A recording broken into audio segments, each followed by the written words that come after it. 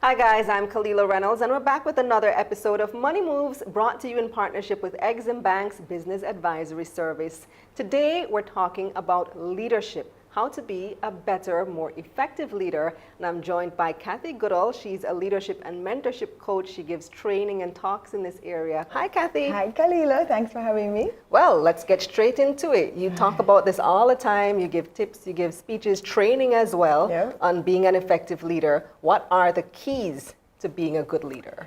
Well, I think the first thing that we need to understand is that there's a major difference between management and leadership. Oh, yes. A lot of people think that because you're a manager, it makes you a leader, and that's not the case.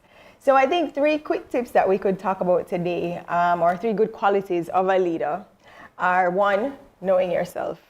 So you have to be able to understand what your strengths are, what your weaknesses are, so that you can know how to capitalize on your strengths, and then surround yourself with the people that you need to make up for those weaknesses. Mm-hmm.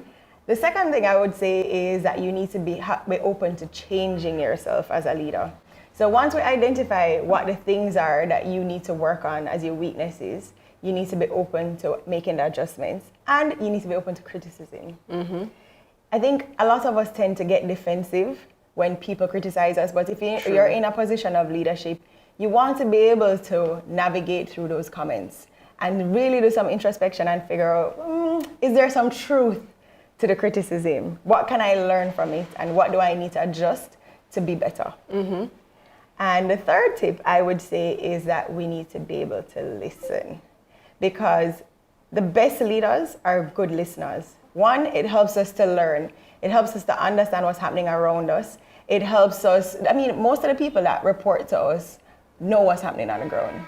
And if they feel comfortable enough to speak to us about what's happening, then it will also help us to prevent problems from escalating.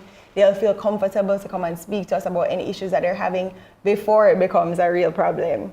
And thirdly, it will help you to improve your organization, because like I said, people will be more open to speaking to you, people will be more open to giving you feedback, and people will be more open to actually doing for you. Mm-hmm. Now, you spoke earlier about the difference between being a manager and a leader. What's the main difference, you'd say? Well, I think management generally is positional, and leadership is having the ability to get people motivated and have people want to do for you without having that position of leadership. I know assistants that have more power than their bosses because they can mobilize people in ways that their bosses would never be able to mobilize people. Mm-hmm. When you talk about the importance of listening, I know there's something called one ear, that's correct, go the other ear. Yep. Active listening. Active listening is very important, because I think that a lot of us, like you said, people talk to us and we hear them, but we're not paying attention.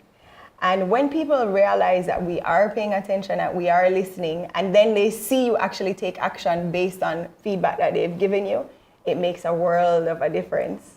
And people will be more open to continuing to give you that feedback. They'll be more open to actually mobilizing people around them to be more open to you and to give you, to continue to have that listening ear on the ground. You started out by saying that you really need to know yourself as well, know yourself inside and out, which can be difficult. Yeah. It can be difficult to recognize flaws about yourself and sometimes even the good things about yourself. Yes. How would you suggest people do that introspection?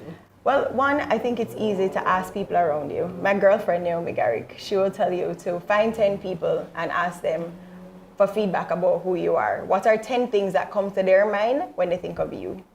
And you'll find that, and ask different people, ask people that you work with, ask people that, are your family members, your friends, so that you can see how people see you. Mm-hmm. And then compare it to how you see yourself. And that will give you some real introspection. It sounds like you've done it. I have. I've done it several times actually, and I was actually very surprised at some of the feedback that I got. Mm-hmm, mm-hmm. So would you suggest doing that with your employees? Absolutely. Absolutely. And I think that if your employees are open, or they know that you're open to the feedback, they will be more honest with you. Should you make it anonymous? Well, I definitely think if it's anonymous, people will be more free to share. So I would say start by making it anonymous. That would be a great idea. Mm-hmm. Absolutely. And then maybe discuss it later. And definitely discuss it later. That's a good segue to building a bridge. Because once they realize that you're actually receptive to the feedback, then maybe they will give the feedback more often without the anonymity. Right. Yeah. Right. So the important thing is to maintain those channels of communication. Don't let people feel intimidated. Great tips, Kathy. I know you have some more for us, Yes. but you have to stay tuned for the next episode of Money Moves. We'll have Kathy back to tell us how you can be a better leader. Well, you can find more information on Exim Bank's website, eximbankja.com. That's it for this episode of Money Moves, brought to you in partnership with Exim Bank's Business Advisory Service. I'm Kalila Reynolds. See you next week.